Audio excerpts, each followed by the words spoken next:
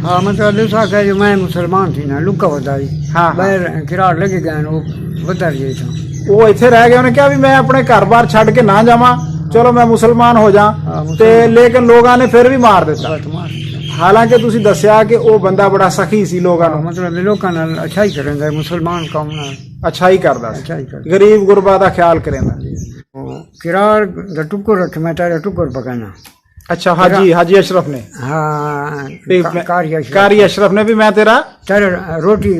मना की थी भाई तेरा मैं दावत रोटी खा मेरी खा रोटी खा वाह तुमको पूछे तू केरी से खाना में अच्छा कुकर को वहां खान हाँ केरी चीज बनावा मैं दाल खाना मैं को दाल मैं दाल खानी है मैं कुकर नहीं खाना वो दाल उनको पका के उन्हें जिवें उसा उन्हें पका के यानी जेड़े पहाड़ वाले कौमां वो अपने आप नूं तो कहंदियां ना असीं उन्हां नूं पठान कहंदे आ वो अपने आप नूं पख्तू कहंदे या पश्तून कहंदे सानू सारे जिन्ने असीं आ गए भावें गुज्जर है जट है राई है मतलब कोई भी है अवान है सब वो कहंदे दा जटान दा है सारे जट है पश्तूनियां दी तो जटान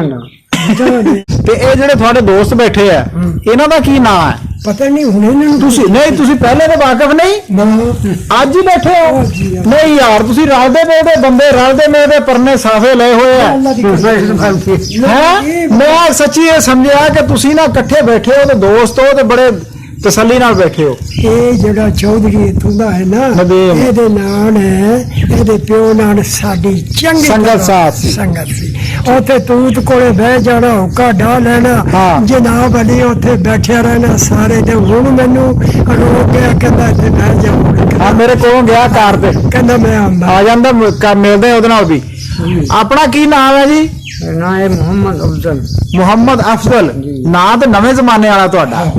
ਤੇ ਕਿੱਥੋਂ ਦਾ ਤੁਹਾਡੀ ਜੰਮਪਲ ਕਿੱਥੋਂ ਦੀ ਹੈ प्रदेश सैद वाली शार असर पनियाले दे हैं पे सारे पिउडारे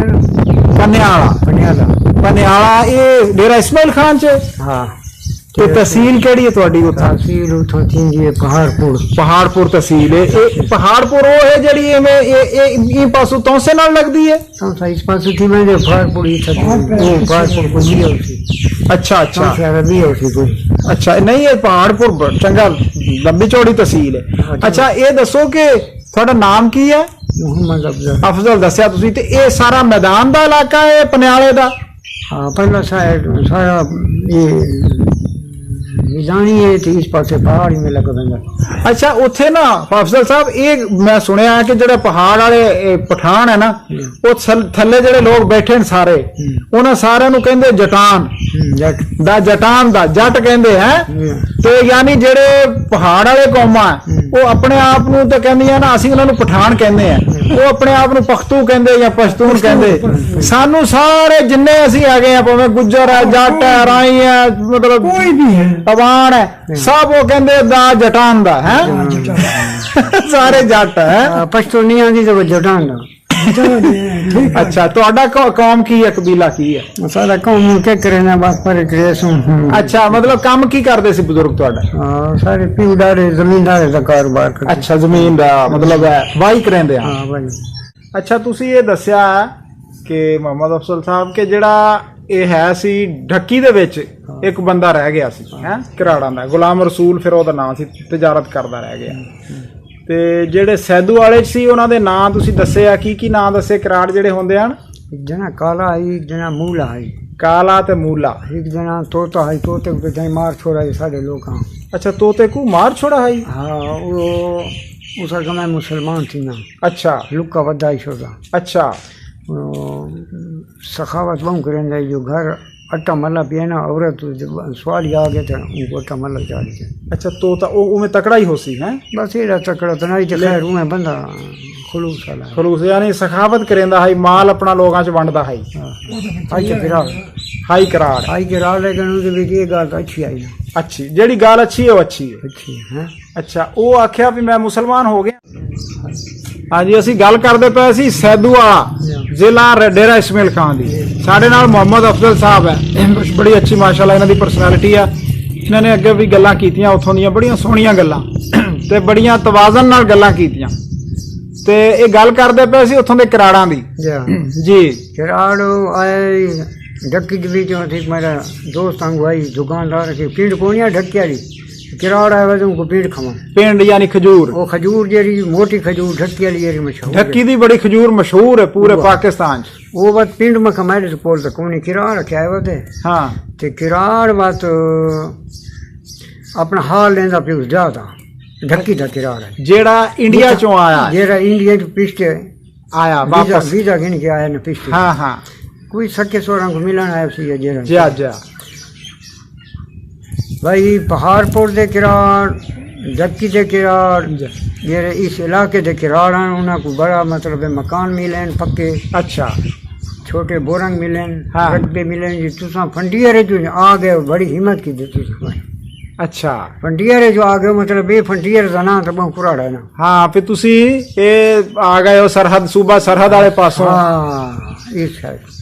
ये किन्हां नु आखे हो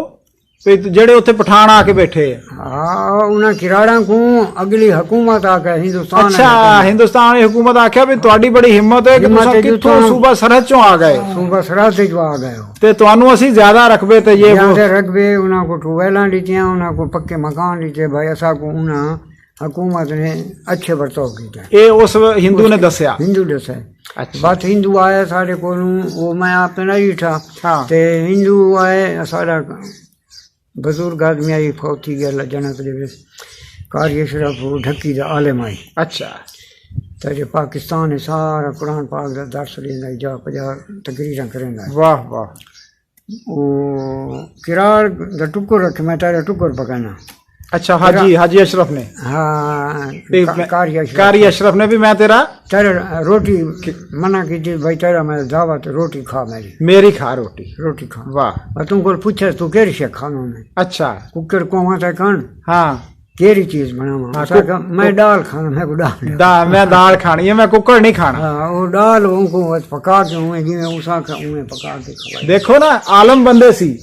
आलम बंदे साडा कोई आम बंदा होवे ने कहना ये किराड़ साडी रोटी नहीं खांदा है कुकर नहीं खांदा ये तो इवें नफरत करे आ उन्होंने देखो आलम बंदे सी कारी साहब पूछा जो भाई तू केरी चीज तेरे को पसंद है वो पकाऊं वो पकाऊं देखो ना जेड़े सही आलम होंदा ना उनको खवा के खिलाया हाँ वो खवा के खिलाया अल्लाह की मखलूक है ना यार अल्लाह दी मखलूक है इंसान है जी ओदे पैदा कीते हुए इंसान है सारे हैं तू ते असा हुन कोई असारी कमाल नहीं मेरे मालिक की रहमत है सही बात अच्छा मुसलमान है ला इलाहा इल्लल्लाह मुहम्मद रसूलुल्लाह कलमा शरीफ जो पढ़ की दसे जी जी ये मेरे मालिक रहमत की थी सही बात असारी कमाल को नहीं कोई नहीं वो तो है तो इंसान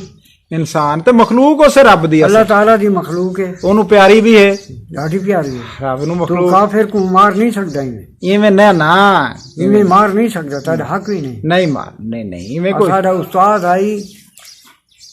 हूं तो साढ़े पास फिट गए ने जिता में नहीं होते ये सुअर गए हाँ सुअर जी आज जिता में ए हाँ जी वो कुत्ता की नमाज के बाद साढ़े शहर के लोग नब गिने शिकार से भी ते उनके कुत्ते छुड़े तो चीखदा है ते पिटेंदा है सूअर सुअर हाँ। तीनों कुत्ते खाने ना कुत्ते ओनू वड्डदे सी ते ओ चीखदा सी वो